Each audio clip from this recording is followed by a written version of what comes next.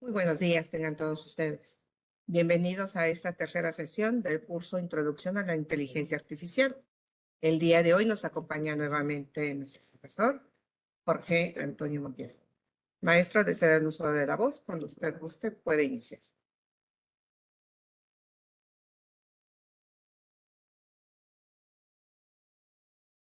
Claro que sí, muchísimas gracias y muy buenos días a todas y todos. Es un gusto nuevamente estar aquí con ustedes para poder conversar en esta última sesión de este curso de 5 sesiones. Esta es la última sesión en la que los estaré acompañando y tenemos un tema muy interesante el día de hoy porque, como ustedes ya saben, son aplicaciones de inteligencia artificial en el ecosistema judicial. ¿Y por qué les digo que es muy interesante? Porque si hasta ahora, y haciendo un breve repaso de lo que ya hemos visto anteriormente, en la primera sesión nosotros repasamos un poquito de los temas básicos: qué es inteligencia artificial, qué es machine learning, qué es deep learning, qué es aprendizaje supervisado, no supervisado, aprendizaje por refuerzo. Vimos también cuáles son algunas consideraciones que nos decía un autor reconocido en la materia, Richard Susskind, algunas recomendaciones para poder eh, comprender un poco el contexto en el que nos encontramos. Posteriormente, en la segunda sesión, revisamos el tema de riesgos, que me parece que fue también bastante interesante. Vi muchísimo debate en el chat. De hecho, casi no puedo ver los mensajes en el chat de tan rápido que van. Em, en la clase de riesgos vimos las 7 categorías que nos propone Richard Susskind para, pues, entender los riesgos a los que estamos expuestos al utilizar la inteligencia artificial de manera general como sociedad. Y posteriormente también vimos riesgos legales asociados al uso de la inteligencia artificial. Y ya con todas estas herramientas teóricas que les hemos podido brindar en los últimos días, toca mencionar en la práctica cómo se está llevando la inteligencia artificial. Porque si bien hasta ahora hemos comentado, sí, pues ChatGPT, hemos comentado también Gemini, Cloud, ciertas aplicaciones pues de inteligencia artificial como muy por encimita. El día de hoy vamos a repasar aplicaciones específicamente diseñadas para el ecosistema judicial, y no solamente en México, sino también alrededor del mundo.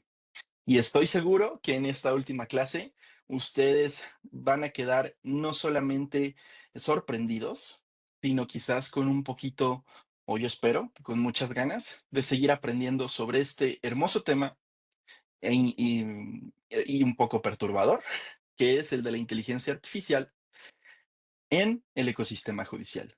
Y pues, sin más preámbulo, les voy a compartir mi pantalla porque para compartirles la presentación que he preparado para esta sesión. Eh, Creo que ahí ya se puede ver. Excelente. Y de entrada, me gustaría que comentaran aquí en el chat rápidamente. eh, Les voy a hacer una pregunta rapidísima. Cuando ustedes revisan un documento legal, una demanda, un convenio, una promoción, lo que sea, ¿cuánto tiempo más o menos se tardan en realizar esta tarea?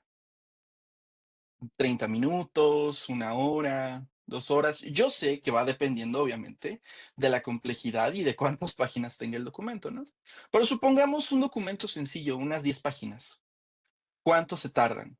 Por aquí dicen 5 o 10 minutos por lo general. ¿Alguien más? 20 minutos aproximadamente, 5 minutos, unos 20 minutos, 10 minutos. Muy bien, excelente. Y para comenzar esta sesión, muchísimas gracias por todas sus respuestas. 30 minutos, 5 a 15 minutos. Para comenzar esta sesión, yo les quiero, bueno, este módulo es aplicaciones de IA en el ecosistema judicial. Y en esta sesión yo les hice la pregunta de cuánto tiempo tardas en revisar un documento, porque quiero empezar recordando esta anécdota bastante famosa que puede o no que ya la hayan escuchado. En 2018, es decir, hace poco más de 6 7 años, la empresa de Legal Tech Logix puso a prueba su algoritmo de inteligencia artificial frente a un grupo de 20 experimentados abogados. Y no eran cualquier abogado, junior, eran abogados con experiencia de famosos despachos, de despachos pues con mucho prestigio pues que estos abogados facturan por hora y facturan muy bien, y en dólares sobre todo, ¿no? Y los puso a prueba frente a su algoritmo de inteligencia artificial, en donde el reto era revisar un conjunto de 5 NDAs o convenios de confidencialidad y comparar quién o qué lo podía realizar en menor tiempo y con mayor precisión. Ustedes pensarán que a lo mejor los abogados, como eran 20, pues lo pudieron haber hecho mucho mejor, y como eran muy prestigiosos y eran experimentados abogados, eran seniors, socios, algunos de ellos de sus propias firmas legales, podrían pensar que ellos obtuvieron una mejor calificación. Lo cierto es que a los abogados les tomó un promedio de 92 minutos revisar los 5 documentos, con una precisión promedio del 85%. ¿Qué pasó aquí? Es decir, los abogados revisaron los 5 documentos y encontraban el 85% de los errores que en el estudio pues se habían dejado a propósito para ver quién podía encontrarlo de la mejor manera y en el menos tiempo. Los abogados humanos lo encontraron en 92 minutos con una precisión de 85%. En contraste, el algoritmo de Logix le tomó únicamente 26 segundos completar la tarea, con una precisión del 94%. ¿Qué quiere decir esto? Y a lo mejor se preguntarán, oye, es que pues una inteligencia artificial es mejor que un abogado en este tema. Pues este estudio solo aplica específicamente para NDAs, ¿no? Que son uno de los documentos más ubicuos del derecho. Están en todos, bueno, sobre todo en derecho corporativo y empresas, están en todos lados, y son más o menos similares, más o menos complejos. Al final, un abogado puede hacer muchas más cosas que simplemente revisar un NDA. No obstante, esto pasó en 2018 y aquí quiero que reflexionen por un segundo que hace 6 o 7 años ya se estaban comenzando a dar los primeros ejemplos de inteligencias artificiales específicas para la labor judicial o la labor legal, y que justamente ya hacían un trabajo mucho más rápido y quizás mucho mejor que un abogado de carne y hueso.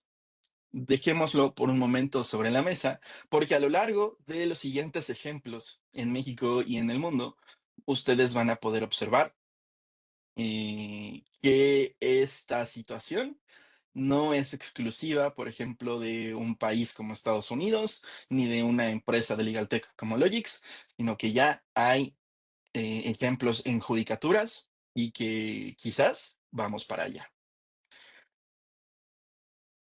Entonces, yo les pongo el siguiente escenario. Un algoritmo revisa en segundos un expediente que tomaría días analizar a una persona. Clasifica demandas, sugiere jurisprudencia y predice cuánto durará el juicio. ¿Esto creen que sea ciencia ficción? Pues no, ya ocurre.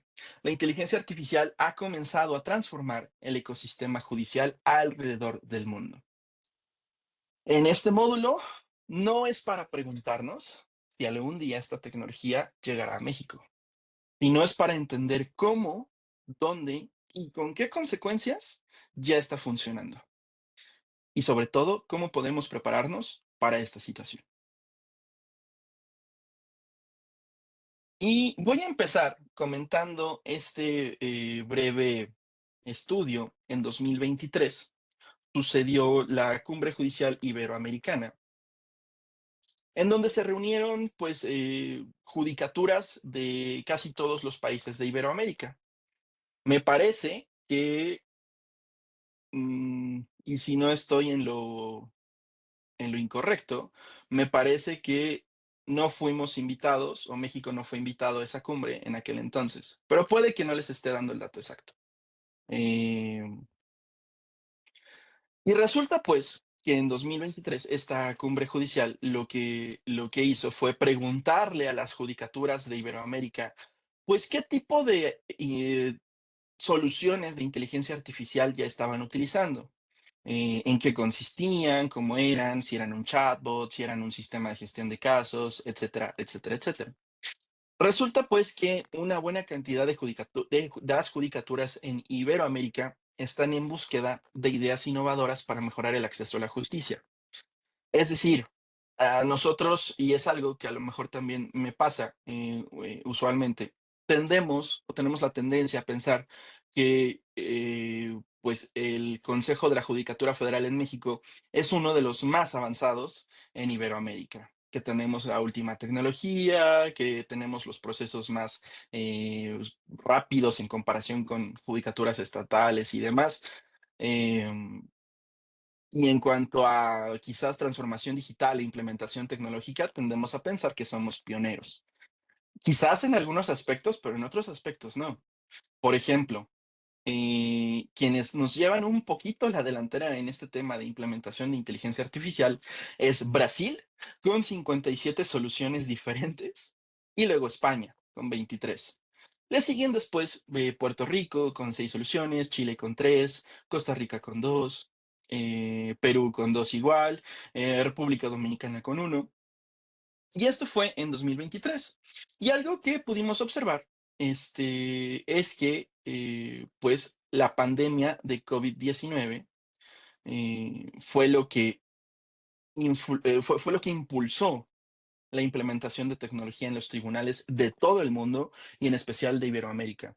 De hecho, si ustedes se fijan en la figura de la derecha, se encontró en esta cumbre judicial iberoamericana que existen 97 soluciones de inteligencia artificial solo en Iberoamérica. Eh, Algunos ejemplos empiezan desde 2010, 2017, empieza a subir un poquito en 2018 y en 2019 y 2020 es el boom. 10 soluciones al año, 17 soluciones al año, 18 soluciones al año, y de pronto en 2022 cae. Esto es, pues lógico.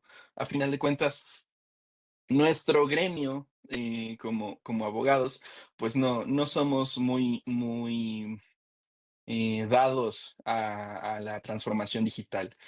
Justamente el propio presidente de la Corte de Estados Unidos, creo que ya lo mencioné en alguno de los módulos, el propio presidente de la Corte de Estados Unidos en su informe anual de 2023 decía, eh, el campo legal, parafraseando un poquito, el campo legal o la profesión legal es un poco reticente a la tecnología.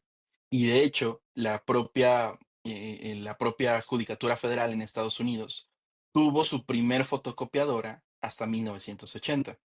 Digo, no sé aquí en nuestra institución cuándo fue nuestra primera fotocopiadora, cuándo fue nuestra primera computadora, pero 1980 para Estados Unidos quizás es un estándar un poco sorprendente. Entonces, volviendo al tema, en 2022 cae esta producción e implementación de herramientas de inteligencia artificial, pero hay ciertos ejemplos muy interesantes de herramientas de inteligencia artificial que se desarrollaron en estos años en que sucedió la pandemia de COVID-19 y que a continuación vamos a analizar brevemente.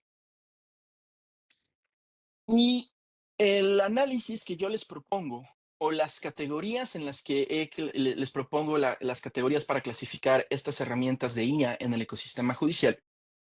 La primera categoría son herramientas de automatización y eficiencia operacional. Es decir, aquellas que mejoran la productividad y liberan al personal para hacer trabajo más estratégico. El primer caso que me gustaría comentar es Brasil, que de entre su universo de 50 de más de 50 aplicaciones de inteligencia artificial, quiero hacer énfasis en este. En 2019, el Tribunal Supremo de Brasil recibía 72,000 recursos de casación al año. Eh, que esto es una proporción de 400 al día, que quiere decir que alrededor de 36 por cada ministro. El Tribunal Supremo de Brasil está compuesto por 11 ministros. Entonces, si recibían 36 recursos de casación diariamente, lo que pasaba es que tenían pues una carga de trabajo bastante impresionante. No estoy seguro de cuál sea la carga de trabajo, por ejemplo, de la Suprema Corte, pero muchos de los tribunales que tenemos en la judicatura reciben una cantidad de recursos y demandas muy superior a la que comento aquí del Tribunal Supremo de Brasil, diariamente. Eh, entonces, lo que pasa en Brasil, o para entender un poquito más el contexto de Brasil, ellos tienen un sistema pretoriano parecido al common law, en donde pues se tiene que leer cada documento, se tiene que entender de qué es lo que se trata, y en base a lo que se trata, si ustedes recordarán, el sistema de common law es un sistema en donde los precedentes o las decisiones que se han utilizado por los propios jueces o en los tribunales son lo que marca la tendencia o las decisiones, ¿no?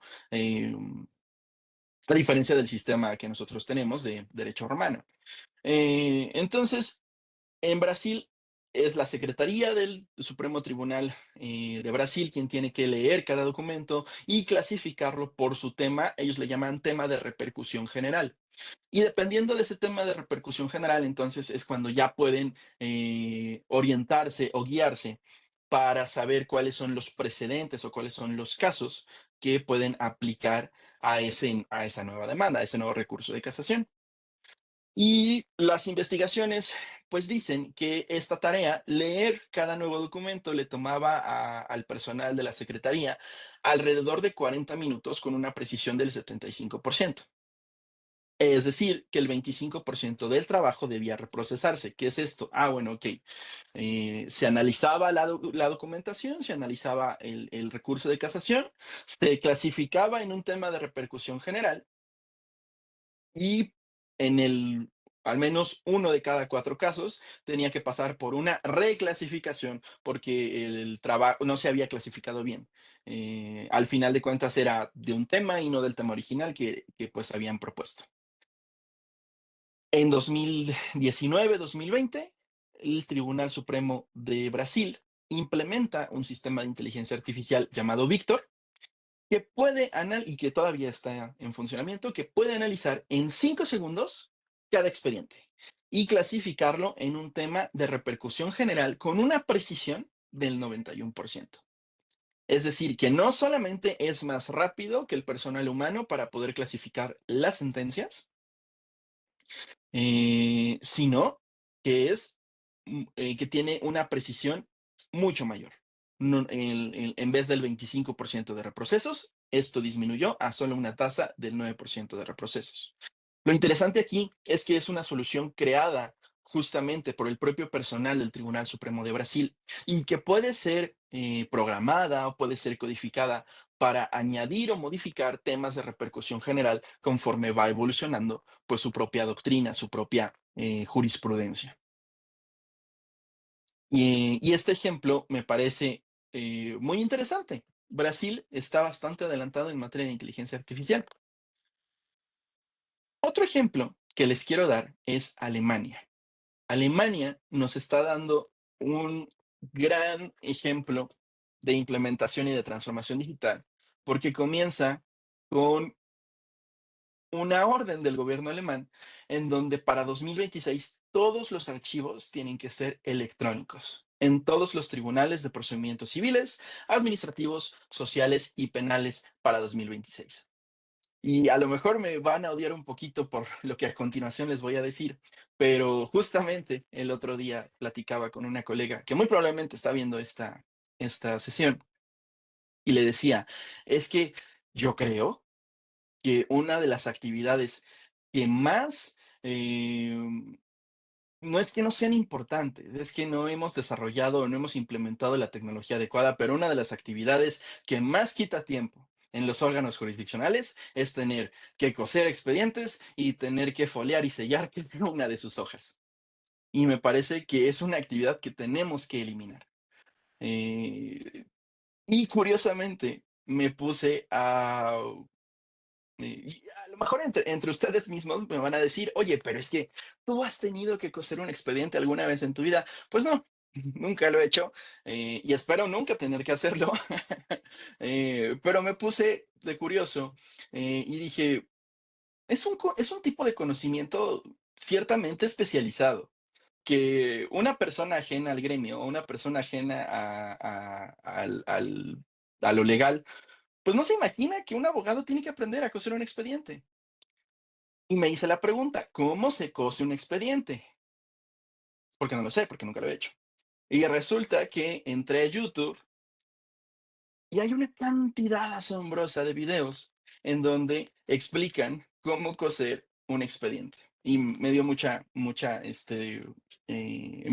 me revolvió un poco de sentimiento. Incluso un video de una colega, no sé si de Judicatura Federal o de qué Judicatura, creo que era de San Luis Potosí, me parece, en donde subía su video y decía, mi primer expediente, cosiendo mi primer expediente, en alguno, como de alguna manera, pues celebrando o mostrando cierta satisfacción para, pues, este logro, ¿no? De saber coser un expediente. Yo sostengo que coser expedientes es una de las actividades que más quita tiempo en los juzgados y en los órganos jurisdiccionales y deberíamos eliminarlo. Para allá espero que vayamos. En Alemania, para 2026, ellos están diciéndole adiós al papel en todos los procedimientos civiles, administrativos, sociales y penales. ¿Se imaginan el día que nosotros dejemos de coser expedientes? Sería increíble.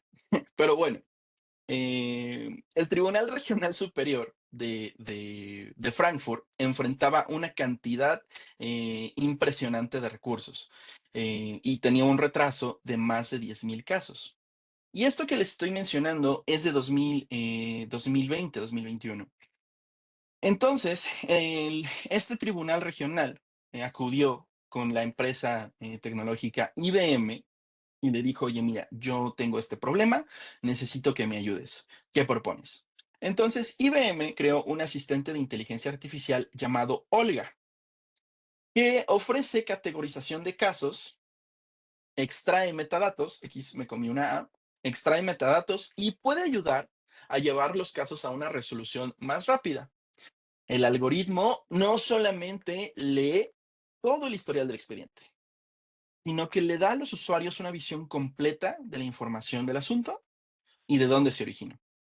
Es como si nosotros pudiéramos tener un, una versión de ChatGPT que por cada asunto nos dijera, ah, bueno, empezó en tal año, empezó por tal tema, ha pasado esto, esto y esto y esto, e incluso se puede resolver de alguna manera.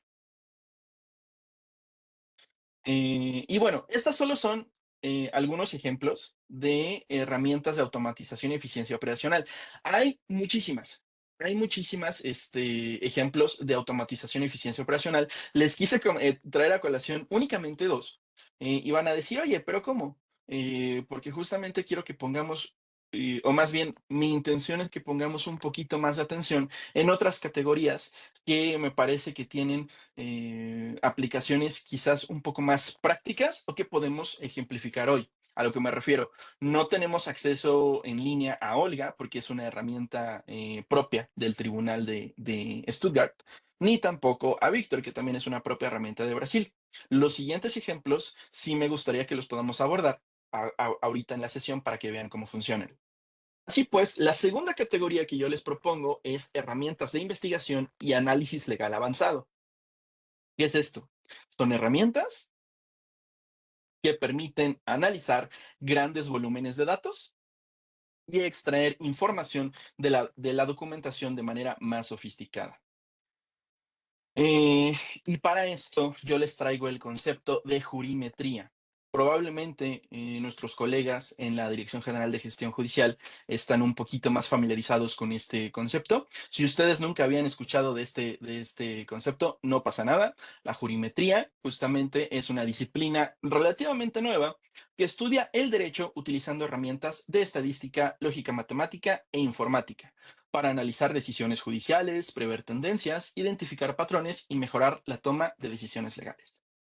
Y cuando utilizamos esta herramienta o este concepto de jurimetría con herramientas de inteligencia artificial, podemos lograr inteligencias artificiales entrenadas con datos históricos que pueden prever el sentido probable de una resolución. Facilita encontrar precedentes relevantes, normas aplicables y doctrinas similares mediante algoritmos de búsqueda semántica y machine learning.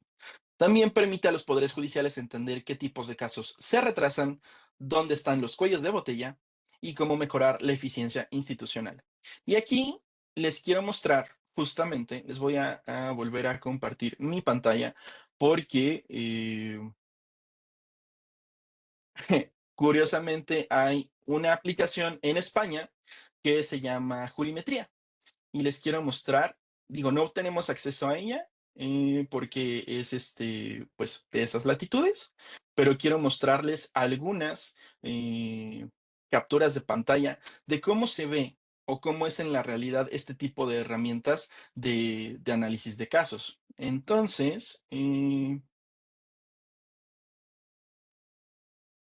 parece que ahí perfecto. Ok, entonces, justo se llama jurimetría. Lo curioso es que esta herramienta fue realizada no por una judicatura o una institución pública, sino por un, un despacho, un despacho especializado que se llama La Ley. ¿Y qué hace? Pues jurimetría es una herramienta de analítica jurisprudencial creada por La Ley en colaboración con Google. Justamente App Jurimetría. Parece que ya alguien de aquí justamente lo conoce. Y bueno, tiene varios módulos, se empapa o se alimenta de más de 10 millones de resoluciones judiciales y de su propia estadística judicial. Y lo que hace es que pues tiene un chatbot que guía a los propios abogados, a los propios litigantes, para ayudarles en su caso. Puede descargar y activar informes personalizados y también tiene paneles de traducción legal para estudiar la evolución y las tendencias del asunto y está disponible para Windows, para Mac, para Android y iOS. Lo interesante aquí es que, como pueden ver, hay ciertos tipos de módulos en donde nos dicen, ok, posibilidad de nuestro recurso. ¿Cuántas sentencias se recurren? 96.1%. ¿Cuántos recursos se estiman? 39.68%. Duración media de un proceso en la instancia judicial superior, 11 meses y 12 días. Ok, va, esto nos lo dice jurimetría.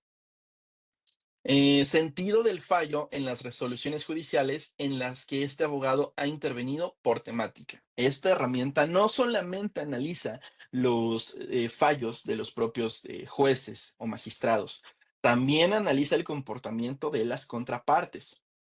Hay ciertas como, nos podríamos plantear, oye, esto es ético o no, no lo sé, pero lo que sí es que esta aplicación, esta herramienta, sí lo hace. Analiza cómo se ha comportado, cómo han ido los casos de la contraparte, del abogado de la contraparte, y cuáles han sido desestimadas, cuáles han sido estimadas y cuáles han tenido una estimación parcial.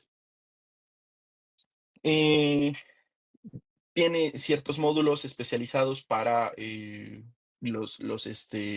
o sea, nos dice, por ejemplo, abogados con más casos, en casos de hipoteca, o magistrados con más resoluciones dictadas.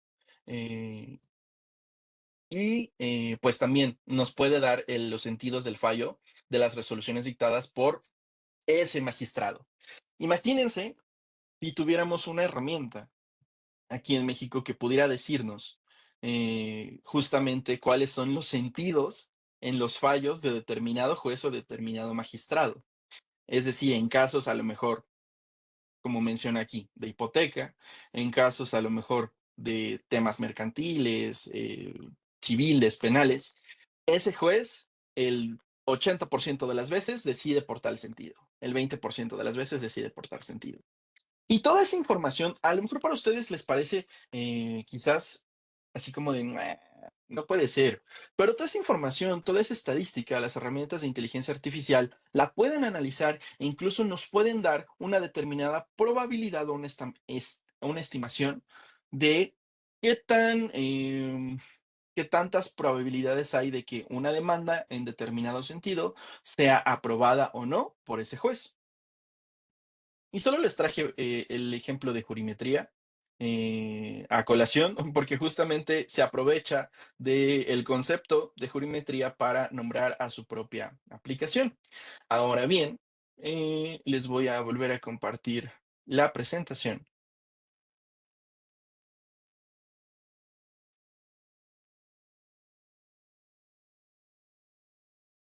donde, justo, se me olvidó. Quería mostrarles dos herramientas, o sea, en las herramientas de investigación y análisis legal. En México, nosotros encontramos, por un lado, la plataforma de sentencias relevantes del CJF y por otro, Sor Juana. Eh, no sé si ya las conocen, eh, espero que sí. No debí de haberme salido de Safari, pero les quiero mostrar la plataforma de sentencias relevantes del CJF.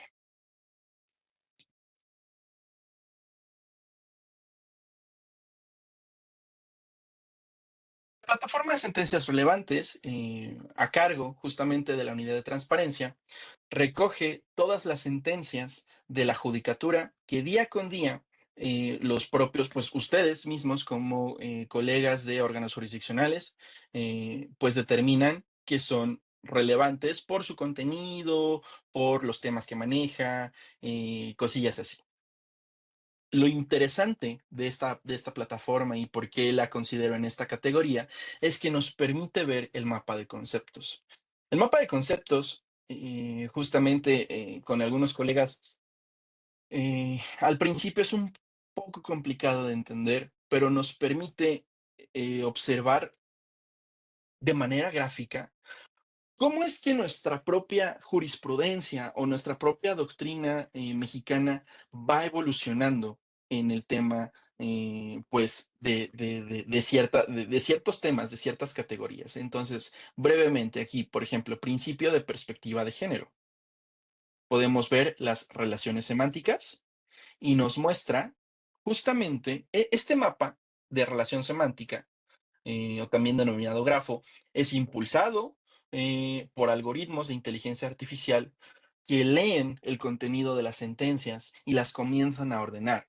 Es decir, ok, nosotros tenemos el principio de perspectiva de género, que también se relaciona con el principio de no discriminación. ¿Por qué? Porque el principio, si observamos un poquito más, más de cerca, podemos observar, ok, el principio de perspectiva de género busca proteger el principio de no discriminación. O a su vez constituye un mecanismo para garantizar el principio de igualdad entre hombres y mujeres. Eh, y de esa manera, muy gráficamente, podemos eh, entender cómo va evolucionando nuestra propia doctrina, nuestro propio derecho a los litigantes, en teoría, les debería de ser bastante útil, no solamente para ordenar sus propias ideas, sino para encontrar argumentos que apoyen las demandas los razonamientos, los alegatos que colocan en sus demandas. Y es una herramienta muy buena. Una vez que logramos entenderla, es una herramienta muy buena porque nos permite justamente entender cuál es la relación entre diferentes conceptos de nuestra propia doctrina. Y Julia justamente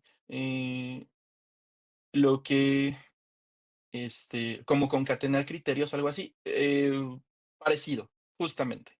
Lo que busca es que podamos encontrar relaciones que a lo mejor muchas veces no entendemos en ciertos conceptos jurisprudenciales o que no tenemos tan a la mano, pero esta aplicación o este algoritmo de inteligencia artificial que puede leer grandes cantidades de datos, dice o encuentra en las sentencias relevantes que día con día se realizan en los órganos jurisdiccionales, encuentra que hay relación, por ejemplo, entre el principio de perspectiva de género, el principio de no discriminación, el principio de igualdad, etcétera. Y esto lo hace no solamente con pues estos conceptos más populares que son establecidos por las búsquedas de los propios usuarios o los propios litigantes, sino que nosotros podemos colocar algunos otros conceptos. Por ejemplo, prisión preventiva justificada también nos muestra relaciones semánticas. La prisión preventiva justificada se debe considerar como último recurso de una medida cautelar en materia penal. Creo que eso todos lo sabemos, ¿no? ¿O no? Y Julia. Julia me parece que Julia es un, justamente, pues fue o es, no estoy muy seguro, quizás algún compañero de la corte por ahí nos podría comentar en el en el chat. Pero Julia se concibió, de hecho, les soy un poco honesto, quizás se filtró la noticia porque después la propia corte tuvo que salir a decir que era una herramienta de inteligencia artificial que todavía está en fase de pruebas. Pero justamente Julia es una herramienta creada por la Suprema Corte de Justicia de la Nación, con la cual utiliza inteligencia artificial para buscar tesis, ejecutorias, procesos legales de manera sencilla. Eh, Complementando un poquito lo que ya existe, quizás, por ejemplo, con el semanario, con otros buscadores de jurisprudencia, ¿no? Eh, la Suprema Corte nos dijo, es una plataforma piloto, no se encuentra en funcionamiento público y no hay fecha de cuándo estará disponible. Probablemente, digo, no quisiera pensar erróneamente, ojalá que podamos ver esta herramienta en algún momento, pero también, además de Julia, quería mostrarles a Sor Juana de la ministra Margarita Ríos Farjat. Eh,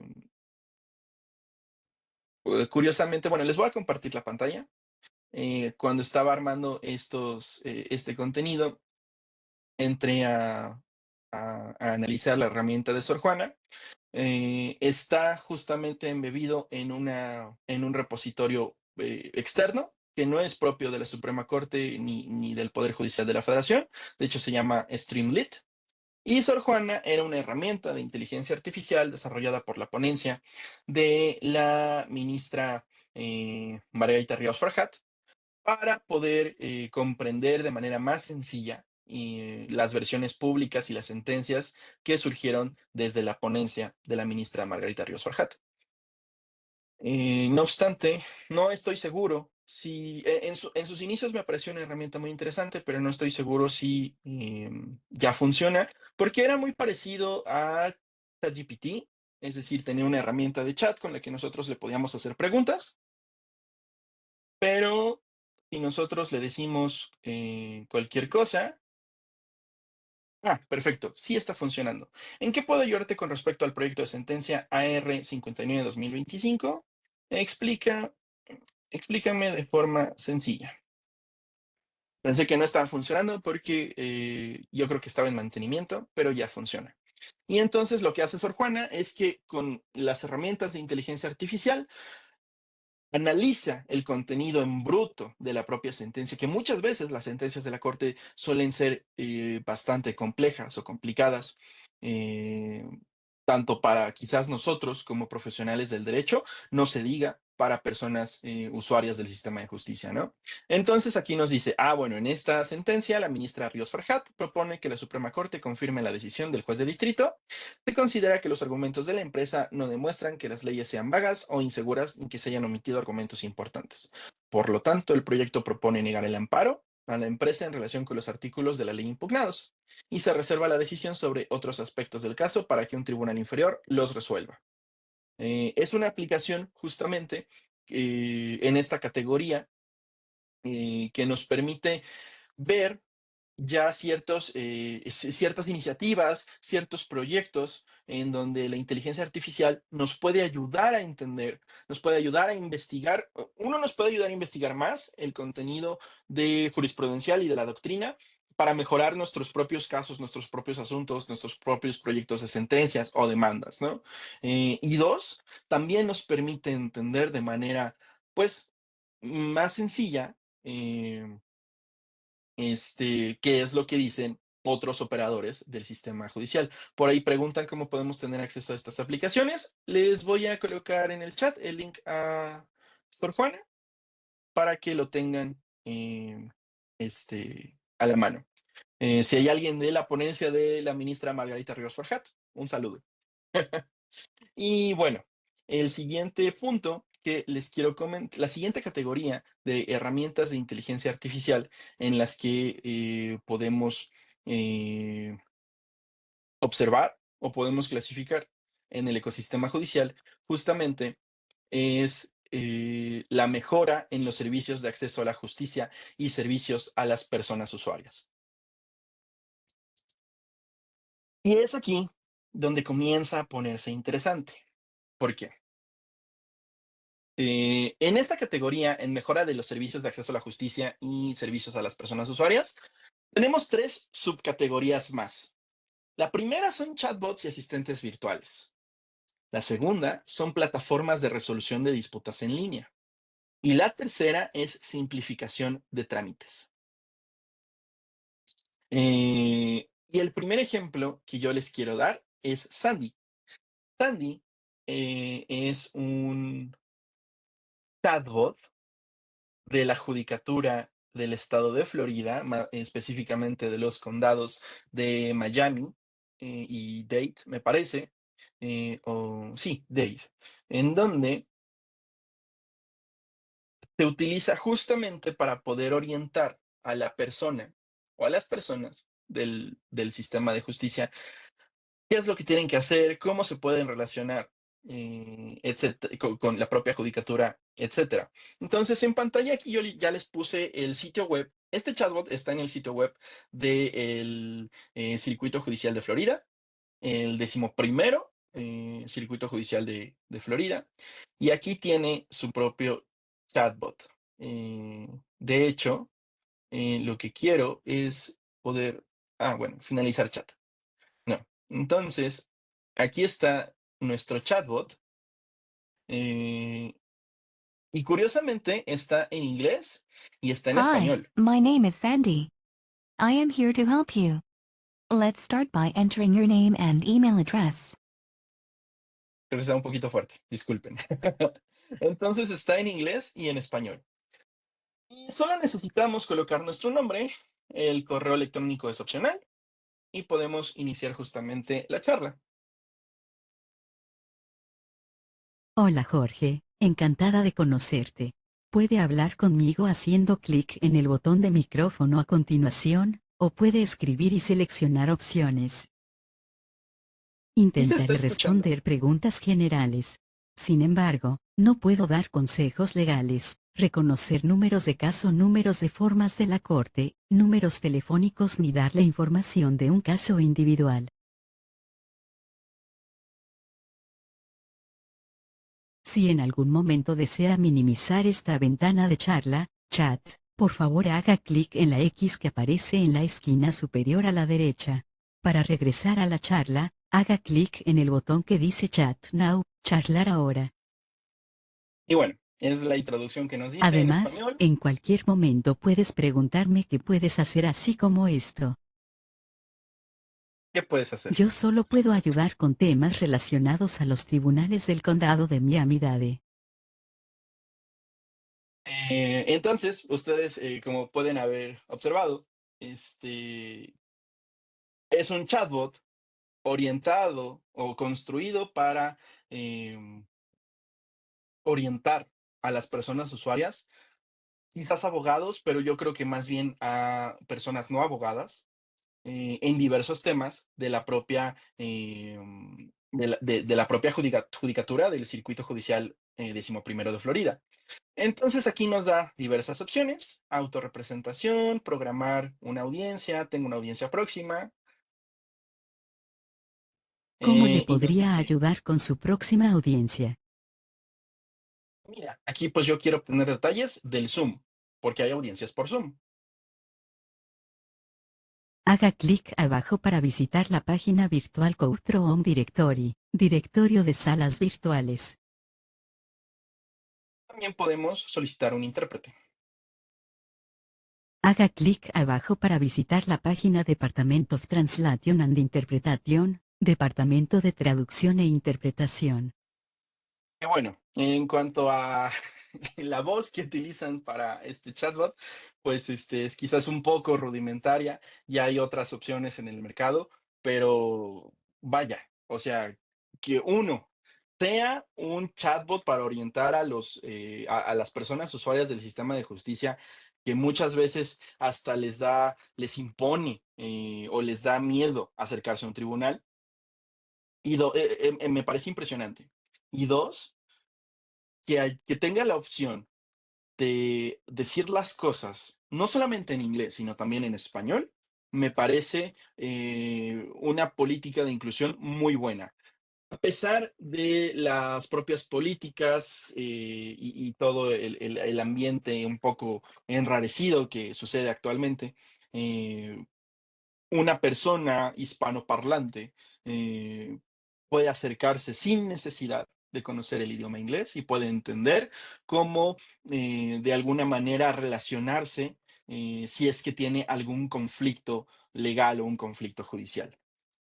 Un ejemplo que pues es me parece bastante bueno, bastante interesante, y que ojalá algún día podamos tener algo así en la judicatura. Hay ciertos ejemplos, pero vaya, este, es bastante interesante este ejemplo de Sandy. Y recientemente, la Suprema Corte de Justicia de la Nación, de hecho, creo que fue esta semana, eh, sacó o publicó, puso en producción su chatbot Justicia, que pues se define a sí mismo como un asistente virtual para brindar información sobre diversos temas, incluyendo organización e integración de la Suprema Corte, sentencias, consulta del semanario, justicia digital y acceso a la información, transparencia y protección de datos personales, denuncias, información sobre acoso y asesoría personal. Una herramienta bastante interesante que si preguntamos, por ejemplo, quiero hacer una denuncia, el propio chatbot con su base de datos nos responde qué es lo que podemos hacer. Puedes visitar el sitio del Instituto Federal de la Defensoría Pública, si está relacionada con el trabajo o situaciones laborales.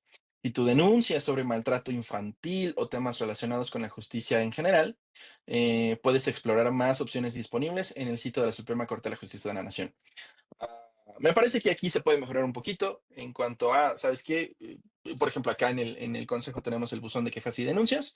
eh, Podría integrar un poquito al respecto. Me parece que tienen algo similar en la corte, pero vaya, a lo que voy es este chatbot o esta herramienta de inteligencia artificial que es entrenada con su propia base de datos, que es entrenada para reconocer el lenguaje natural de las personas, eh, es bastante interesante y nos acerca un poquito más a opciones como por ejemplo el que vieron del circuito judicial en Florida. Ahora bien, el siguiente, la siguiente categoría es el de plataformas de resolución de disputas en línea. Y esto está muy interesante y es un poquito, también va un poco de la mano con algunos temas que sé que trae el Centro de Mecanismos Alternativos de Solución de Controversias del Poder Judicial de la Federación. Un saludo, si están por ahí. Eh, El tema de los mecanismos alternativos de solución de controversias es también muy bonito, muy interesante y un gran ejemplo de cómo se puede integrar inteligencia artificial en este tema. Lo encontramos en CRT, Tribunal Canadá. Es el Tribunal de Relaciones, el Tribunal de Resoluciones Civiles de la Columbia Británica. Esta es una provincia ya en Canadá. Y cuando entramos, no solamente tenemos un sitio en español, también nos lo pueden traducir a varios idiomas. Está árabe, está chino, está inglés, está también francés, filipino, alemán, y varios idiomas que no reconozco y tampoco conozco sus banderas. Bueno, este es de Japón y el coreano, ¿no? Japonés y coreano. Pero bueno, este Tribunal de Resoluciones Civiles se considera como el primer tribunal de Internet que utiliza inteligencia artificial. Eh, no creo que sea así. Me parece que vamos a ver otro ejemplo, pero lo interesante es que este Tribunal de Resoluciones Civiles lo que hace es que se, se especializa únicamente en trayéndolo un poquito a conceptos de nuestro derecho, pues se especializa en cuestiones de cuantía menor. eh, Incidentes de tráfico, sobre todo, eh, disputas por algún daño económico, etcétera, ¿no? Entonces, ¿por qué les digo que utiliza inteligencia artificial? Bueno, este, este tribunal de resoluciones civiles lo que hace es que, de entrada, es en línea. No tiene oficinas, pero son oficinas administrativas. Es decir, no existe la posibilidad de que una persona pueda acudir al edificio, al tribunal como tal, a preguntar, es que tengo una duda, es que quiero consultar el expediente, cualquiera de esas cosas, ¿no? Este tribunal es exclusivamente en línea. Eh, Opera justamente por la ley del Tribunal de Resoluciones Civiles de Columbia Británica. Y por aquí estaba el proceso. Es lo que quiero que vean. La primera parte del proceso es una aplicación eh, en donde justamente lo que hace es identificar identificar qué pasó, es decir, nosotros nos metemos en línea, nosotros le damos algunos detalles acerca de qué fue lo que pasó. Oye, es que pues me chocaron, oye, es que mi vecino, pues no sé, construyó algo y dañó una de mis ventanas. Algo así, cuestiones civiles de cuantía menor, las que se les puedan ocurrir. Eh, y de entrada, ya incluye tecnología de inteligencia artificial para poder determinar si ese problema puede ser llevado a través de este Tribunal de Resoluciones Civiles. Una vez que, determinó que sí se puede llevar a través de este modelo, de este sistema, surge una negociación. Y es la etapa de negociación en donde encontramos tecnología de inteligencia artificial muy interesante. ¿Qué pasa aquí? Yo soy el afectado, el quejoso. Yo entro a esta aplicación, a este sitio web, coloco mi demanda o mi queja, digo contra quién quiero pues, contra quién quiero promover esa queja. A la otra persona le llega una notificación. Esta sí puede ser una notificación en línea, esta sí puede ser una notificación física. Eh, Y a la persona, al demandado, le dicen, tú tienes dos opciones. Puedes llevar tu proceso de manera física, en donde te tenemos que estar llevando notificaciones, o puedes llevar tu proceso en línea. No obstante, si lo quieres llevar de forma física, te vamos a cobrar. Tienes que pagar una tarifa por cada vez que te tengamos que ir a notificar. Y esto es increíble, me parece que es una gran manera de incentivar pues la resolución de controversias en línea. Y una vez que ya están las dos partes en la sala de chat, listas para poder conciliar, para realizar esta negociación no se lleva a cabo por un intermediario humano. Toda la negociación es impulsada por inteligencia artificial. Lo que hace la inteligencia artificial es que analiza cuáles son los argumentos, cuáles son las pruebas que tienen las partes y determina una solución para ambas partes, en la que quizás no todos pueden estar contentos, pero pues es una negociación.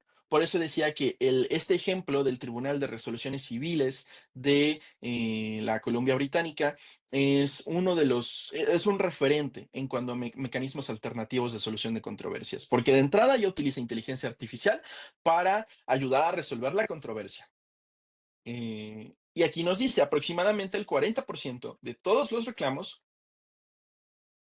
se resuelven mediante un acuerdo o se retiran, se desestiman, ¿no?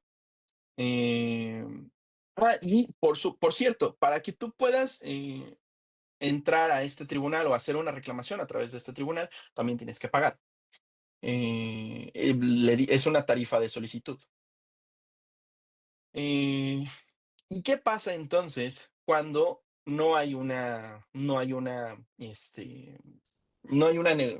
acuerdo en la etapa de negociación? Entonces ya llega la etapa de facilitación, en donde justamente continúan utilizando herramientas de inteligencia artificial para poder tratar de llegar a un acuerdo entre las partes.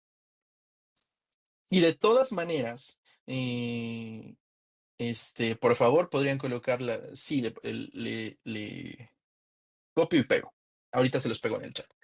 Si de todas maneras en la etapa de facilitación no logren llegar a un acuerdo las partes, entonces sí, al final se puede proceder a una decisión de pues la Corte el Tribunal de Resoluciones Civiles, ¿no? Que es la etapa final. Y la decisión final, ahora sí, justamente, esa sí es utilizada más bien esa sí es realizada por una persona de carne y hueso. Este, y bueno, lo interesante justamente es que ayuda a resolver las controversias, utiliza inteligencia artificial y si al final no se llegó a ningún acuerdo, es una persona de carne y hueso, un juez, quien decide o hace una decisión final sobre la controversia que tienen. Y es bastante interesante, como es un gran ejemplo, un ejemplo de referencia de cómo la tecnología puede ayudar a ciertas cuestiones en la administración de justicia o en la impartición de justicia. Y finalmente, en la última categoría, la última subcategoría en esta categoría de mejora en los servicios de acceso a la justicia es algo que se volvió, bueno, es simplificación de trámites, es decir, son herramientas que nos ayudan a realizar los trámites de manera más sencilla o más rápida. Y los ejemplos que les traigo, los ejemplos que quise colocarles, son dos que se hicieron virales recientemente. Uno a principio de año y el otro hace, hace 1 o 2 semanas. El primero me refiero a Tlali, la abogada de México. Tlali, si ustedes no lo conocen, es una herramienta de inteligencia artificial impulsada a través de un chatbot al cual podemos tener contacto en la plataforma de WhatsApp, en donde pues se dice a sí misma que pues es una abogada que te puede ayudar o te puede dar orientación legal en ciertos temas, utiliza lenguaje natural para poder entender las cuestiones que se le plantean y te contesta en minutos a través de WhatsApp. Eh, Fue creada por una ONG, un colectivo llamado Artistas Legales. Ellos tienen su sede en Morelos, me parece que están en Cuernavaca. Y bueno, la intención justamente es tratar o hacerles tratar de llegar a las personas que muchas veces no tienen el acceso o no pueden pagar a un abogado, pues de alguna manera tratar de que tengan cierta orientación legal. Cuestionable, ético, por supuesto, no lo sé, pero viene mucho a colación con el segundo ejemplo que yo les traigo, que es el ejemplo o el chatbot de lo que hasta antes se conocía como Do Not Pay. Do Not Pay es una empresa en Estados Unidos que pues fue famosa y se hizo viral por ciertas cuestiones, por decir que tenía el primer abogado robot del mundo que utilizaba inteligencia artificial para poder justamente, de hecho, aquí voy a hacer un poquito más grande la imagen, porque esta imagen ya no está en su sitio web, les lo voy a contar por qué. Y es bastante curioso. Entonces, esta empresa Do Not Pay se promocionaba a sí misma como, pues, que tenían el primer abogado robot de inteligencia artificial en el mundo y con el cual, pues, solo necesitabas interactuar con él a través de WhatsApp, le mandabas mensajes a través de su aplicación, etcétera. Algo parecido a Tlali. Y pues fueron estos emprendedores, esta empresa de Do Not Pay, de hecho incluso se hizo viral por tratar de que uno de sus hicieron una demanda, no recuerdo cuál era la controversia, pero trataron de que uno de los, pues, representantes de los que iban al tribunal, pues iba a ser auxiliado a través de un audífono en tiempo real, o trataron de que eso sucediera, ser auxiliado en tiempo real con audífonos, con su robot abogado o abogado de inteligencia artificial. Y fueron famosos justamente porque ellos gritaron a los cuatro vientos, vamos a hacer esto y vamos a llevar nuestro abogado de inteligencia artificial a la corte y nos va a contestar y nos va a decir qué es lo que tenemos que decir ante los alegatos de la contraparte, bla, bla, bla, bla, bla. Se hizo tan viral que incluso el propio juez del tribunal les dijo, aquí no vas a utilizar ni un celular, ni un micrófono, ni un audífono, nada de eso. Y bueno, a principios de, bueno, finales del año pasado, principios de este, fueron justamente sancionados porque resulta que aunque fueron sancionados por el equivalente en Estados Unidos a nuestro Profeco. Y lo que reclamaban era que es que esto es publicidad falsa. Tú dices que eres un abogado, eres un abogado robot, pero en realidad no hay ningún abogado que supervise las respuestas que emite tu chatbot. Eh, Al final lo sancionaron con $140,000, una cantidad bastante fuerte, o que nos parecería bastante fuerte. Y el día de hoy les voy a mostrar que ya no, ya no, ya no se promocionan como un abogado robot. Mm, eh, mm, Aquí está.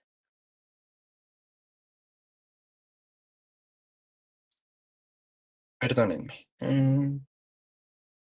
Detener y vuelvo a compartir.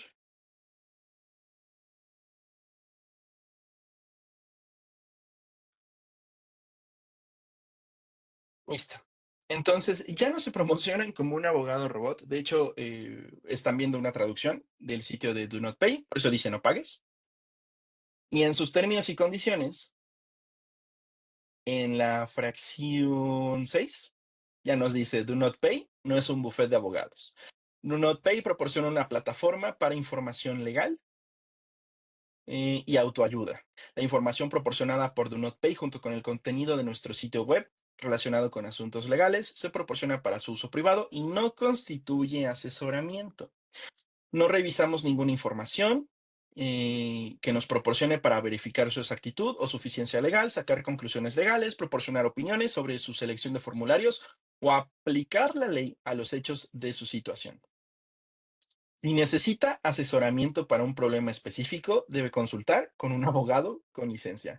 Y bueno, justamente les mostraba la ver original, este, les mostraba la imagen de cómo era antes la página de inicio de Do Not Pay, en donde decía el primer abogado robot, y ahora ya simplemente es tu campeón en inteligencia artificial, ¿no?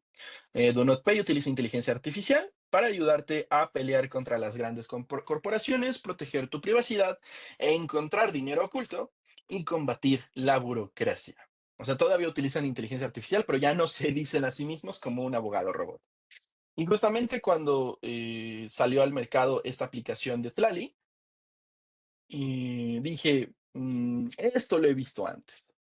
Digo, o sea, al final de cuentas, la intención es buena, tratar de llevar un poquito de asesoramiento legal a las personas, pero no sé si nuestra legislación o si una queja en Profeco bastaría para poder hacer que el equipo de artistas legales diga, o más bien, deje de decir que Tlali es una abogada de inteligencia artificial.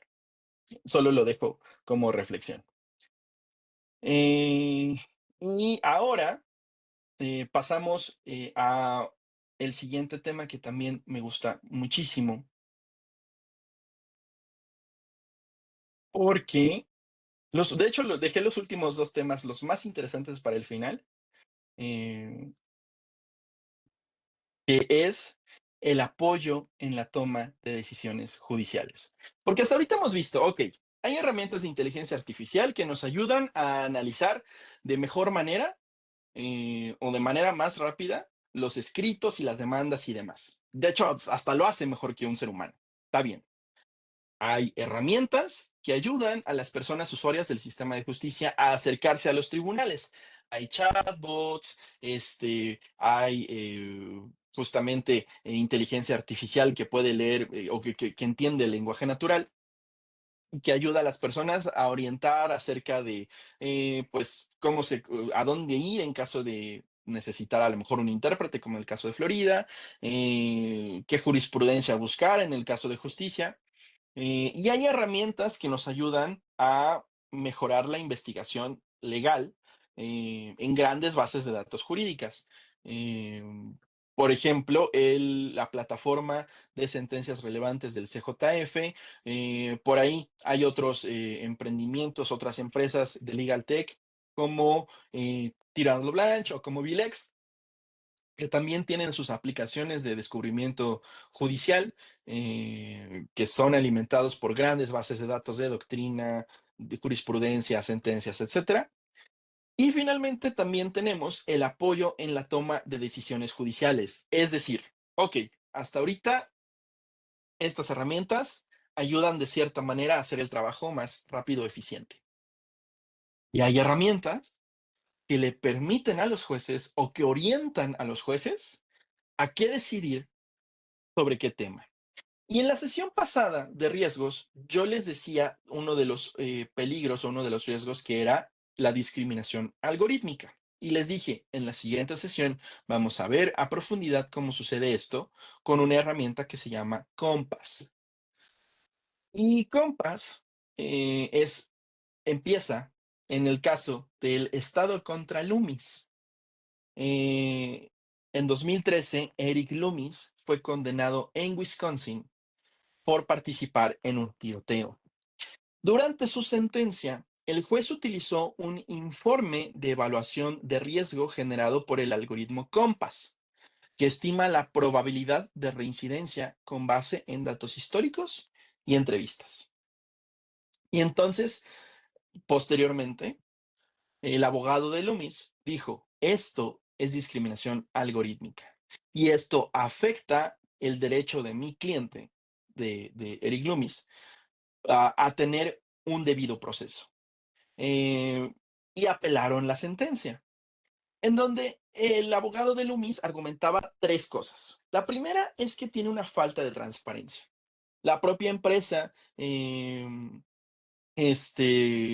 desarrolla Compass, pues dice que el funcionamiento interno del algoritmo era secreto, es propiedad privada, es secreto industrial. Entonces, ni el juez ni la defensa podían entender cómo se calculaba el riesgo. Sí había ciertas categorías y sí el programa mostraba cierto porcentaje de riesgo, pero el abogado decía, es que esto no es transparente. Yo no puedo saber qué utilizó la herramienta para calcular el riesgo. El segundo argumento era que utilizaba datos grupales y no individuales, es decir, el sistema se basa en perfiles estadísticos. Como saben, la inteligencia artificial pues se alimenta de enormes cantidades de datos y el abogado argumentaba que no era una información personal exclusiva del acusado, sino que utilizaba antecedentes de muchísimas personas para determinar esa cantidad de riesgo. Por lo tanto, no estaba individualizando la sentencia. Y al final, no, perdón, no estaba individualizando ni tomaba en cuenta el contexto individual de Loomis. Y el tercer argumento que el abogado utilizaba era que existían sesgos. En ese momento ya habían estudios que decían o que mostraban que Compass podría clasificar injustamente a personas de color como de mayor riesgo que a personas blancas, lo que les decía en la sesión pasada acerca de la discriminación algorítmica. Y pues el abogado de Loomis estaba bastante confiado en que iba a ganar la apelación y pues resulta que no. La Suprema Corte de, perdón, la Suprema Corte de Wisconsin desestimó todo esto con un argumento bastante sencillo. Dijo, ok, si bien el juez pues tenía o utilizó esta herramienta Compass para poder determinar cuál era el riesgo de reincidencia del acusado, ninguno de los argumentos que ofrece el abogado son suficientes para eh, decir específicamente que el juez no conocía las condiciones particulares de la situación de Loomis, no conocía también cuál era su historial delictivo y pues al final quien tomó la decisión fue el juez. Con esos argumentos quizás simples, desestimó la apelación y bueno, Loomis tuvo que continuar con su sentencia en la cárcel. Lo que yo les quiero explicar es cómo funciona Compass. Compass son las siglas para Correctional Offender Management Profiling for Alternative Sanctions. Es una herramienta de evaluación de riesgos cuyo propósito es ayudar a tomar decisiones informadas sobre la supervisión, el tratamiento y la planificación de casos para personas en libertad condicional, prisión o libertad anticipada. Entonces, en la propia guía el propio manual que ofrece la empresa que desarrolla este sistema de Compass, nos dice, ok, lo que hace el algoritmo es que clasifica el riesgo en diversos tipos. El tipo 1 te lo en la escala del 1 al 4, del 5 al 7 y del 8 al 10. Te va clasificando en bajo, riesgo medio y riesgo alto. Hay otros de tipo 2, que es como de, poco probable, probable y muy probable, y así con el tipo 3 y el tipo 4. Y también ofrece las escalas y los tipos de escala. Es decir, ¿cómo se interpreta? Ok, para los riesgos de reincidencia violenta, el tipo de escala es 1 y lo califica del 1 al 10, en donde del 1 al 4 es bajo, del 5 al 7 es medio y del 8 al 10 es alto. Y dices, ok, pero la situación cambia, por ejemplo, para los riesgos tipo 2, abuso de sustancias.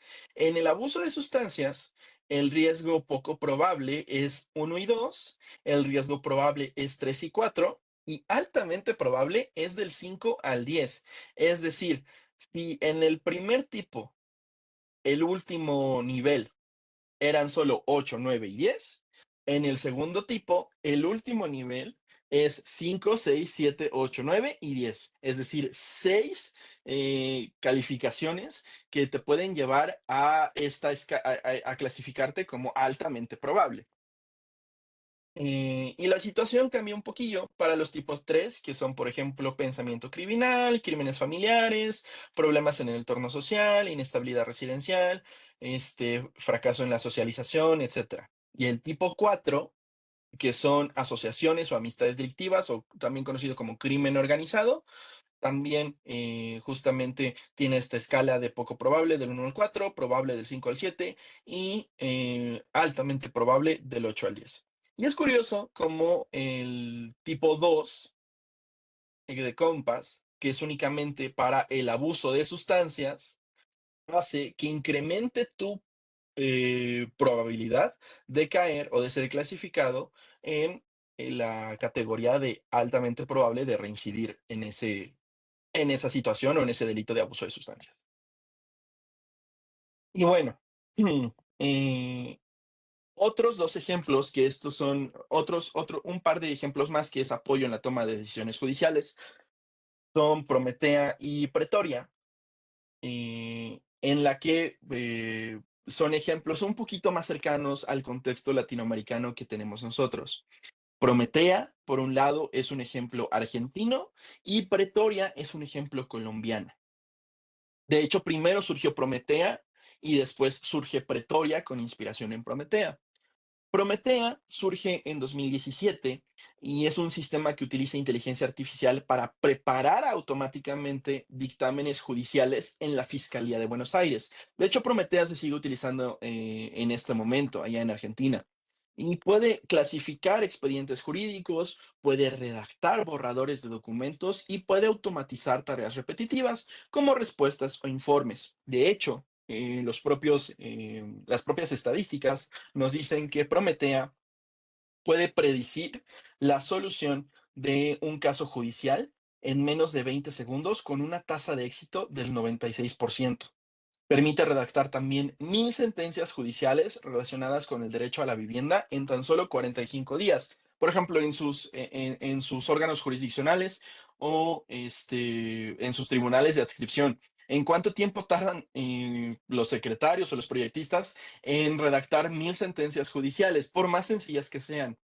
Lo que hace Prometea es que puede redactar 1000 sentencias en tan solo 45 días y en faltas leves permite la creación de 1000 resoluciones para suspender juicios por conducir bajo los efectos del alcohol en tan solo 26 días. Esto sería como un poquito más similar a lo del torito, por conducir en estado de alcoholismo, ¿no? Y justamente, o sea, ¿cuánto tiempo se tarda el personal de un juzgado cívico en escribir una sentencia? ¿Podría un solo juzgado cívico o el conjunto de juzgados cívicos en Ciudad de México eh, utilizar, o más bien crear 1000 resoluciones por conducir en estado de ebriedad en 26 días? No lo sé. Y bueno, en contraparte, Pretoria, que es el ejemplo colombiano, surge en 2020 para la Corte Constitucional Colombiana, que para otras cosas, principalmente se utiliza para las acciones de tutela. El otro día, platicando en un foro en internet, eh, eh, comentaban justamente de cuál es el mejor método para proteger los derechos humanos.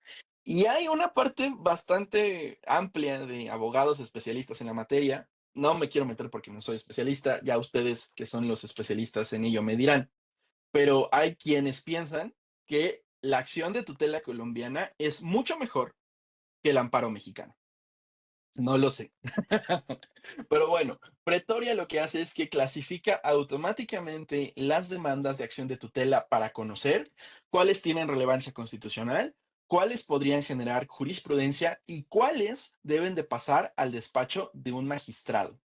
¿Y cómo funciona? Bueno, pues utiliza algoritmos de inteligencia artificial entrenados con miles de tutelas anteriores, las clasifica según el tema, como salud, como pensiones, derechos fundamentales, etcétera, y funciona como un primer filtro antes del análisis humano. Es decir, a pesar de que sí lo clasifica, de que puede decir cuáles son relevantes y cuáles no, cuáles podrían generar jurisprudencia y cuáles no, siempre terminan siendo evaluados estos resultados por personal del despacho de los magistrados allá en la Corte Constitucional colombiana. Y bueno, este es un cuadro breve de comparación entre ambos herramientas de inteligencia artificial.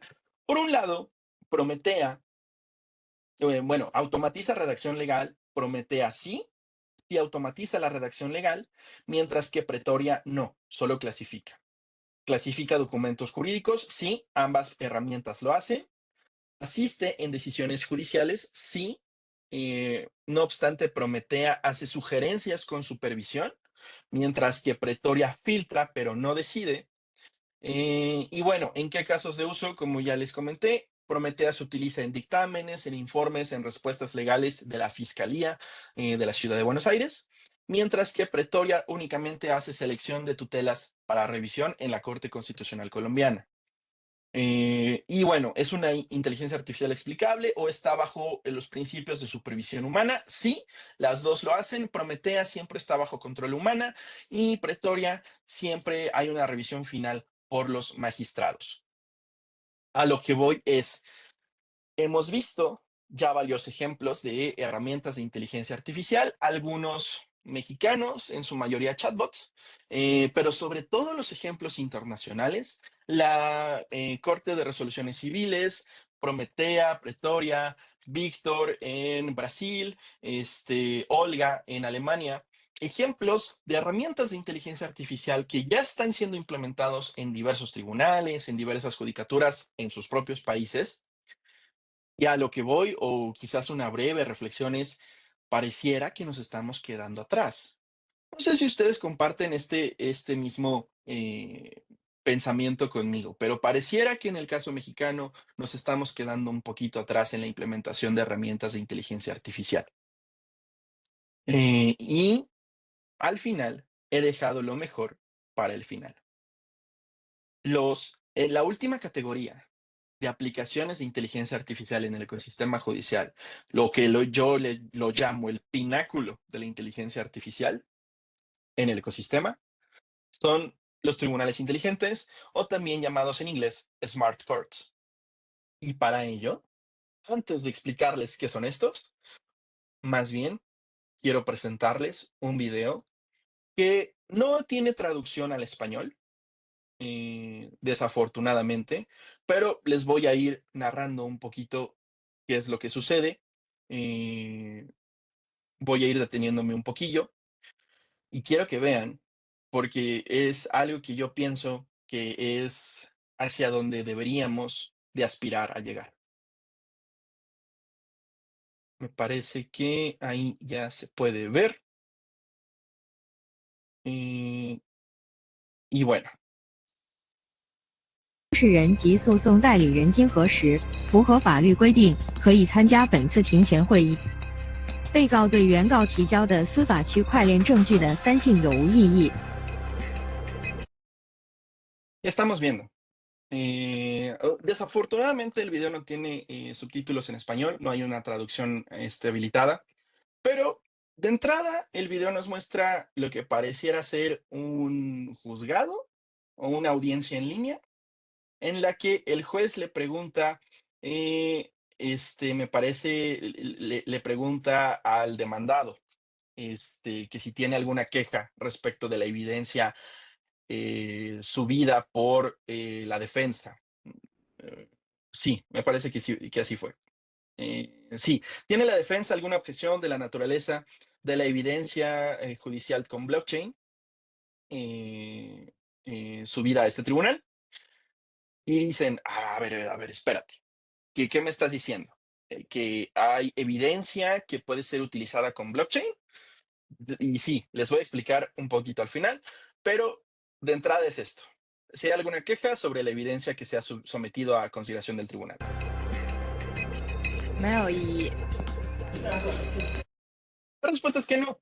Y si ustedes se dieron cuenta, al mismo tiempo que están interactuando las partes, parece haber un tipo de transcripción en tiempo real.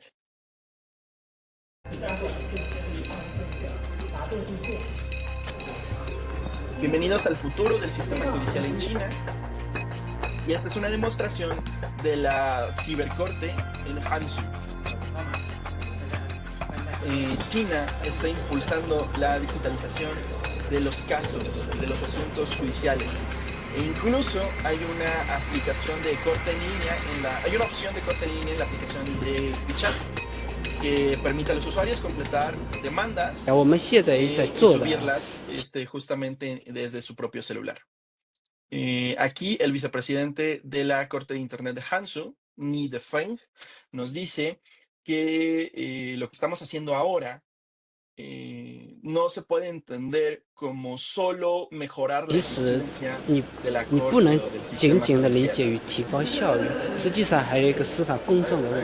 Nos habla de un tema o un problema en la justicia, que este modelo ofrece un propio tipo de justicia en sí mismo. 对，就这种模式，虽然说速度快了，本身也是一种公正啊，是吧？迟来的正义不是正义 Y 嘛。 al final dice una frase increíble, porque la justicia retrasada es justicia denegada.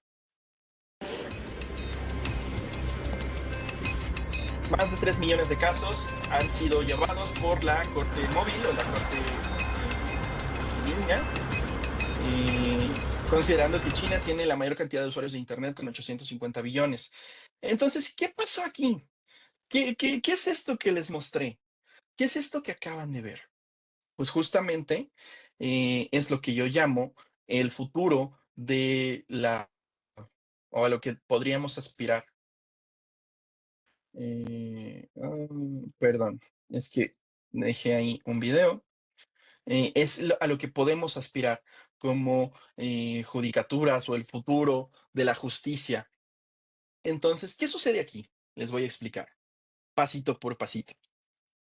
Desde 2017, China ha creado tribunales especializados, tribunales digitales, conocidos como Internet Courts o tribunales de Internet, que utilizan tecnologías avanzadas de inteligencia artificial como blockchain y big data para resolver disputas legales relacionadas en el entorno digital, como lo son comercio electrónico, propiedad intelectual, contratos digitales, fraudes cibernéticos. Es decir, si lo llevan haciendo desde 2017, ya tienen pues unos 8 años haciendo este tipo de cortes en línea para temas de internet o disputas digitales. ¿Cómo funcionan? Bueno, pues en primer lugar todas las audiencias son en línea. Las partes no necesitan acudir físicamente a un tribunal. Pueden presentar pruebas, ver audiencias y recibir resoluciones a través de plataformas digitales. Esto no nos es ajeno. Ya tenemos el portal de servicios en línea del Poder Judicial de la Federación. Y pues ahí también se pueden enviar demandas, presentar promociones y ya también podemos tener audiencias virtuales a través de Zoom o de Webex, etcétera, ¿no? Lo interesante es que utilizan, o como punto número 2, utilizan jueces digitales y avatares. No en todos, pero en algunos casos, los juicios son conducidos por avatares animados controlados por jueces reales. Y también se está probando la participación de sistemas de inteligencia artificial para llevar las propias audiencias de manera autónoma y dictar decisiones automatizadas en casos simples. Es decir, los jueces están siendo, si bien no reemplazados, se pueden dedicar a audiencias que son más complejas y dejar las audiencias o los casos simples a avatares de inteligencia artificial automatizados. En el punto número 3, y es lo que me encanta y me da muchísimo miedo de la sociedad china, es que utilizan blockchain, esta tecnología que ha inspirado, por ejemplo, las criptomonedas, como el Bitcoin, el Ethereum, etcétera, y la utilizan para verificar la autenticidad de pruebas digitales, como mensajes, contactos o registros de transacciones. De hecho, China, desde hace algunos años, ya ha comenzado quizás una batalla silenciosa, una guerra silenciosa en contra de lo que nosotros conocemos como notario. Si alguno de ustedes es notario, o si tienen compañeros, amigos, conocidos o familiares notarios, pues temo decirles que el futuro de la profesión notarial está bastante amenazada por el blockchain.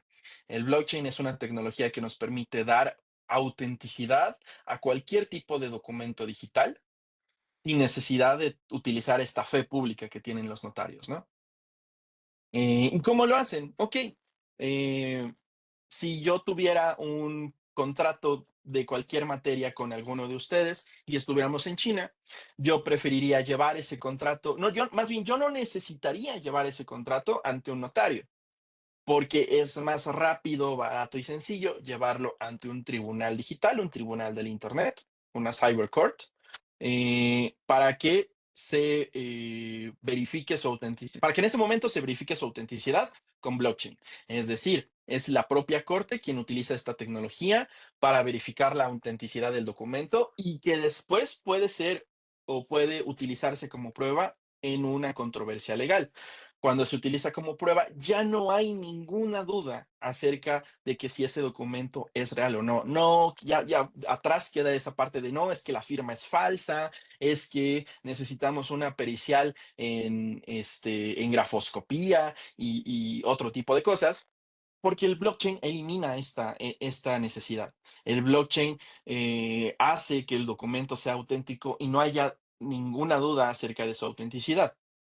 Así que estas cortes o estos tribunales de Internet utilizan la tecnología blockchain para justamente apoyarse en la parte de las pruebas digitales. Y finalmente utilizan la inteligencia artificial para analizar los casos. Los algoritmos revisan los documentos, clasifican las demandas y hasta pueden sugerir sentencias basadas en precedentes legales.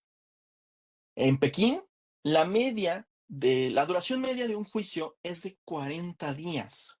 La audiencia dispositiva media dura 37 minutos solamente. Casi el 80% de los litigantes ante los tribunales de Internet chinos son personas físicas y el 20% son personas jurídicas. Y el 98% de las sentencias han sido aceptadas sin ningún tipo de apelación. Y pensemos en esto, en estas estadísticas, pensemos en el contexto mexicano y hagamos una comparación brevemente. eh, ¿Cuánto dura o cuánto puede durar en promedio un juicio?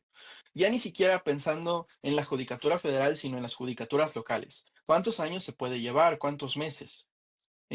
¿Cuánto dura en promedio una audiencia? ¿Una hora, 2 horas, 3, 4? No lo sé.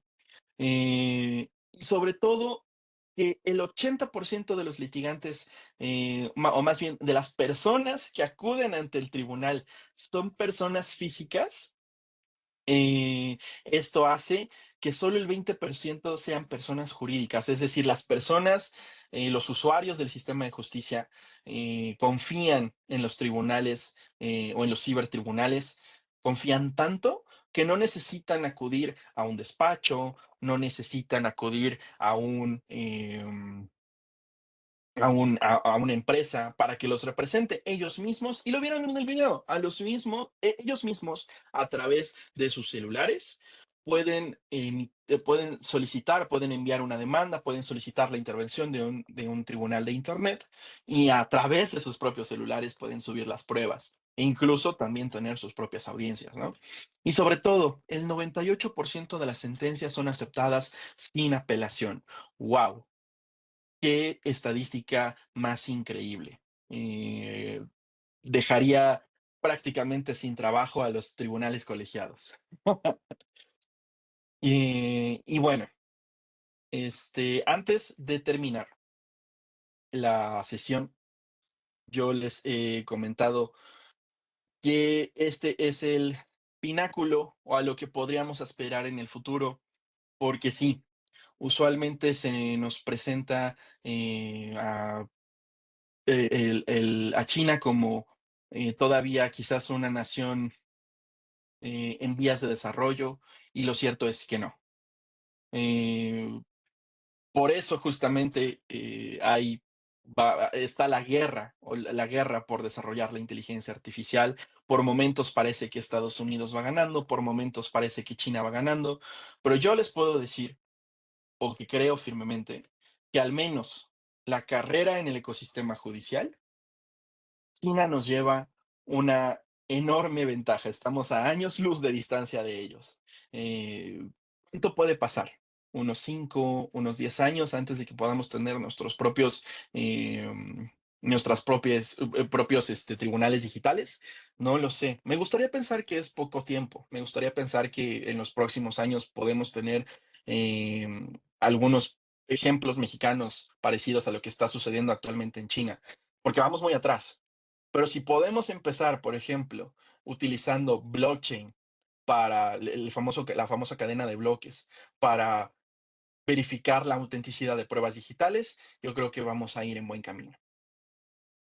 Y justamente viene a colación el pensamiento. Si nosotros estamos tan atrás en cuanto a desarrollo e implementación de inteligencia artificial, como con el caso chino, ¿qué va a pasar si se hace realidad lo que yo les decía la sesión pasada al respecto de que al menos varios de los tecnólogos y expertos en la materia piensan que para 2040 hay un 50% de probabilidades que llegue la inteligencia artificial general? ¿Qué va a suceder? ¿Qué va a pasar?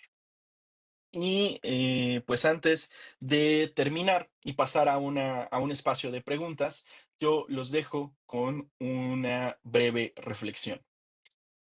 El modelo judicial no desaparece con la inteligencia artificial, evoluciona con ella. Y quienes lo entiendan hoy, lo construirán mañana. Muchas gracias. Les dejo en pantalla mi código QR de LinkedIn.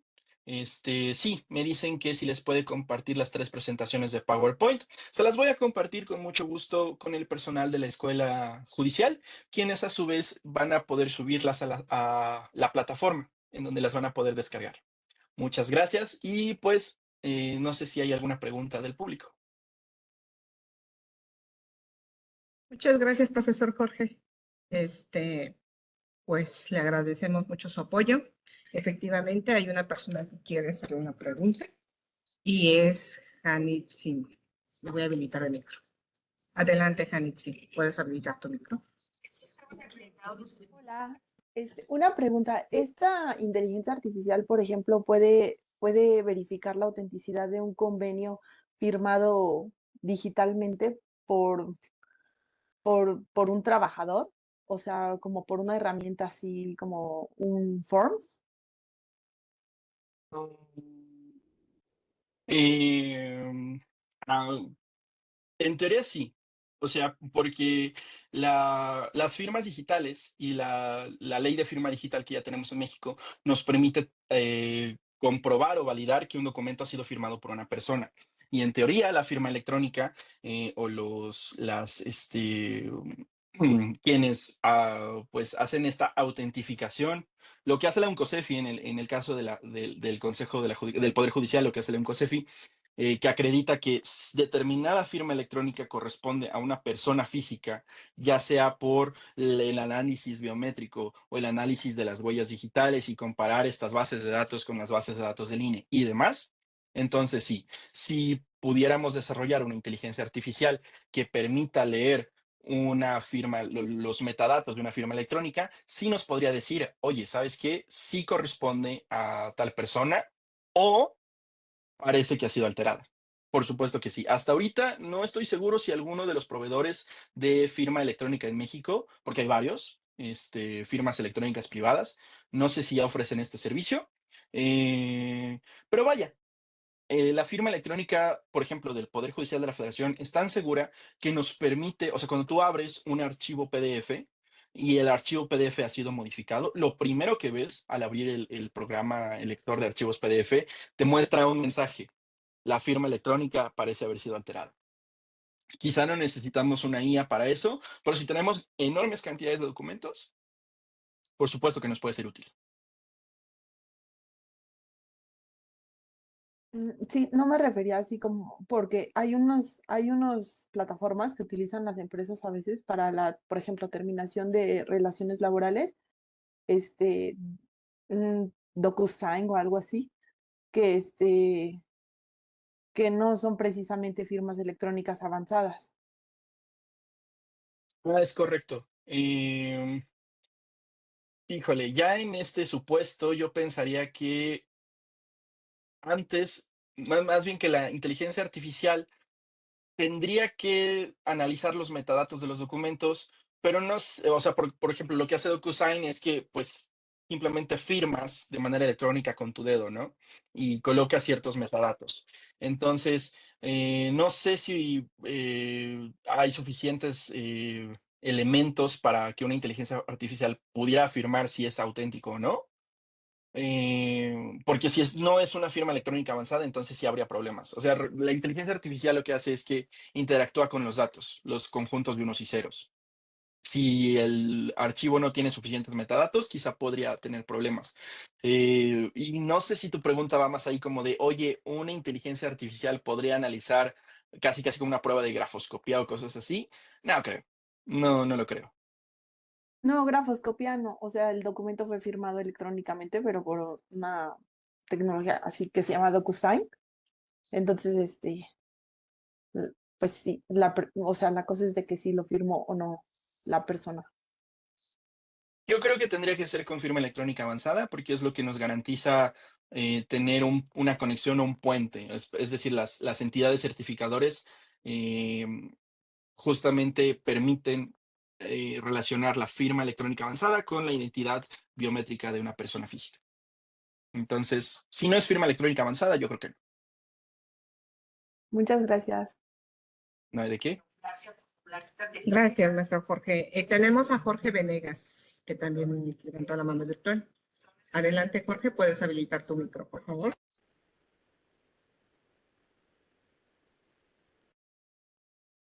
Ya, en primer lugar, felicitarlo, licenciado, muchas gracias.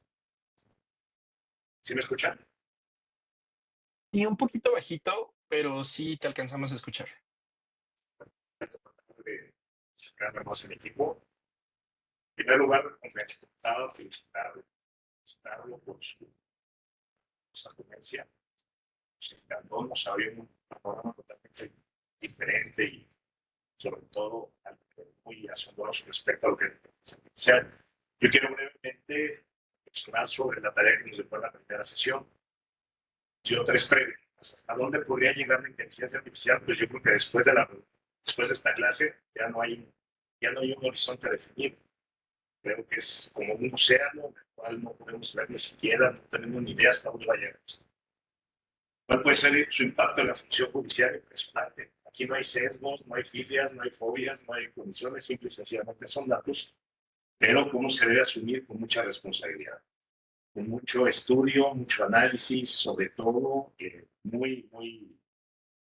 juzgador, el operador tiene que profundizar en valores, tiene que profundizar en ética, en muchos temas en los cuales son ajenos a la inteligencia artificial, ahí no hay sentimientos, pero que al final el camino del otro lado estamos resolviendo, estamos afectando la esfera de una persona. Hay personas, no son papeles ni son datos, ¿verdad? Son personas. Y agradecerle una vez más el esfuerzo que hace la escuela, nuestra escuela, por la formación y al acercarnos a todo este tipo de... Muchas gracias. No, de qué, muchísimas gracias a ti. Justamente, pues me sumo a este comentario y este reconocimiento, agradecimiento a la Escuela Judicial. Es una pues actividad pionera en cuanto a los contenidos que proporciona la escuela, a la propia institución, y no solamente al Poder Judicial, sino a pues a la ciudadanía en general. Esperemos que con este ejercicio podamos ampliar la cantidad de cursos y podamos ver temas, eh, pues ya un poquito, porque todo esto, todo lo que han visto en las últimas 3 sesiones y todo lo que verán en las próximas 2 sesiones que todavía faltan, es solo la introducción. Imagínense todas las partes, los detalles específicos en cuanto a propiedad intelectual, en cuanto a ética de la inteligencia artificial, en cuanto a la tecnología de blockchain, etcétera, etcétera, etcétera. Entonces, hay muchísimo campo de donde cortar, hay mucha carnita para estudiar y le agradezco mucho a la Escuela Judicial y espero que no sea la última vez que nos veamos por acá. Muchas gracias. Todavía hay tiempo para una pregunta más. ¿Alguien más? Sí, Jorge, tenemos a José Víctor. Manuel, adelante. ¿Puedes habilitar tu audio, por favor? ¿Me escuche? Muchas gracias. Sí, He te tenido un escuchamos. poco de dificultad con mis horarios laborales, pero pendiente de los videos y una pregunta. ¿Se va a realizar algún diplomado próximamente sobre este tema? Porque, Todavía bueno, no sabríamos decirte porque recuerda que ya se va a implementar la reforma a partir de septiembre. Ya deja de ser escuela federal para formar parte de escuela nacional. Entonces ya la nueva administración que se presente, pues ya, y quienes vayan a llegar a la escuela, pues ellos nos indicarán si continuamos con algún diplomado o con algún otro curso de esta materia, que sería la inteligencia artificial. le agradezco mucho, era toda mi pregunta. Gracias. Y felicidades. Muchas gracias. ¿Quiere contestar una pregunta más?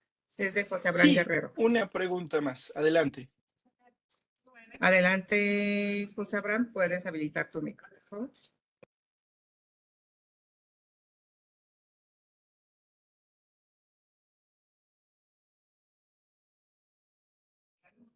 Está habilitado tu micro, pero no te escuchamos. Tienes el mute. Para poder contabilizar y indemnizar este daño o esta lesión causada después de la histerectomía. Bien. Creo que no se escucha. No, no se escucha. No sé si quieres hacer tu pregunta a través del chat.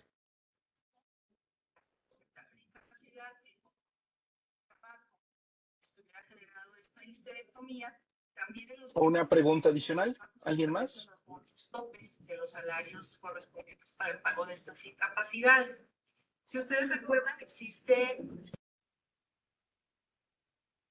una corte en cuanto a la Pues no se conecta su audio.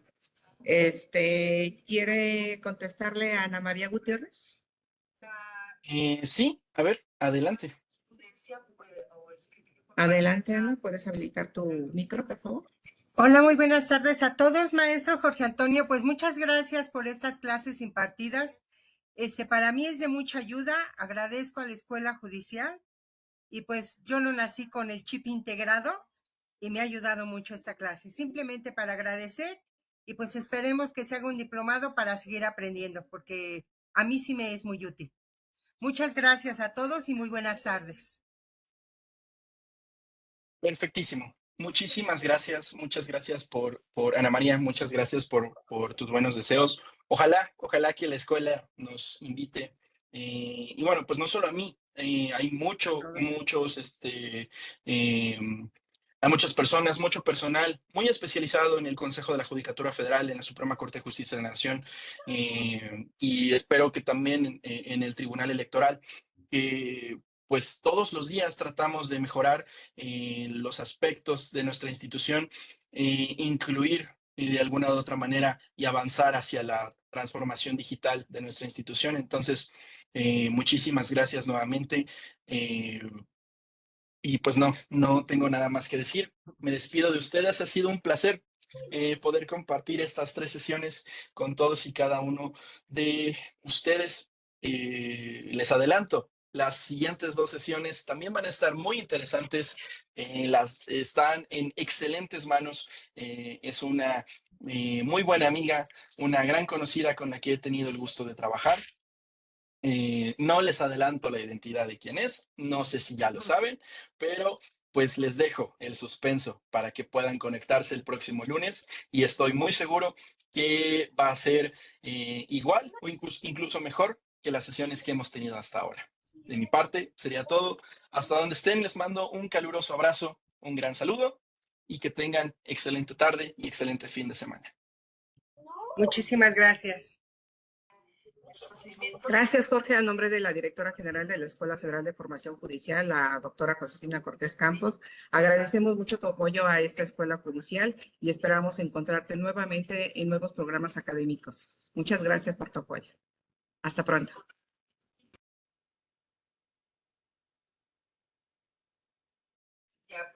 Les pido de favor a todo el grupo, recuerden que deben ingresar a la sesión con su nombre completo. Hay algunos que entran con el número de reunión. Recuerden que la plataforma genera la asistencia y la recibe con el nombre completo y correo electrónico como se inscribieron. En caso contrario, si ustedes ingresan con otros datos, pues no va a ser posible el registro de su asistencia. Les agradezco mucho el haber ingresado y nos vemos en la próxima sesión. Muy buenas tardes y bonito fin de semana a todos. Hasta pronto.